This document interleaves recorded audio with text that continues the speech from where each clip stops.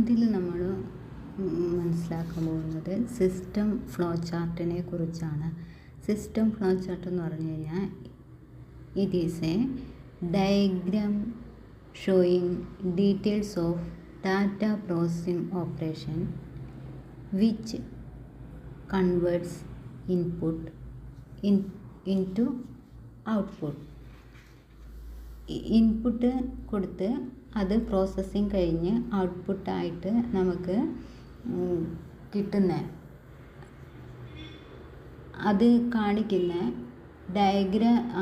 ഡയഗ്രത്തിനെയാണ് നമ്മൾ system flow chart എന്ന് പറയുന്നത്. ഇവിടെ നമ്മൾ കാണിച്ചിട്ടുള്ളത് ഒരു ബാങ്ക് ലോണിൻ്റെ എന്തൊക്കെ പ്രൊസീജിയേഴ്സാണ് വരുന്നത്, അതിലെ സിസ്റ്റം ഫ്ലോ എങ്ങനെയാണ് എന്നുള്ളതാണ്. അതായത് അതിൽ കസ്റ്റമർ ഡീറ്റെയിൽസ് ഉണ്ട് കൊടുക്കുന്നു. അപ്പോൾ കസ്റ്റമർ ഫയൽ ക്രിയേറ്റ് ചെയ്യുന്നു. പിന്നെ ലോൺ ഇഷ്യൂ ചെയ്യുന്നതിന്, ലോണിൻ്റെ റീപേയ്മെൻറ്റിന്, പിന്നെ ഇൻട്രസ്റ്റ്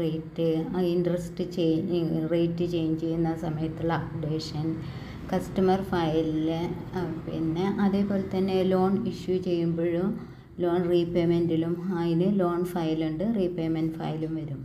പിന്നെ ഇതൊക്കെ ബുക്സ് ഓഫ് അക്കൗണ്ട്സ് മെയിൻറ്റെയിൻ ചെയ്യുന്ന പല ബുക്സ് ഓഫ് അക്കൗണ്ട്സ് ഉണ്ട്.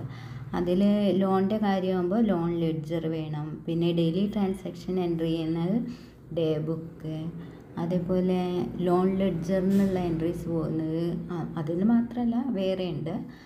അത് എൻട്രീസ് എല്ലാം പോകുന്ന ജനറൽ ലെഡ്ജർ.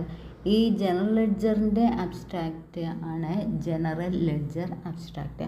അങ്ങനെ എല്ലാത്തിനെയും കൂടെ ഉള്ള മൊത്തം ആ സിസ്റ്റം ഫ്ലോ കാണിക്കുന്നതാണ് ഈ സിസ്റ്റം ഫ്ലോ ചാർട്ട്.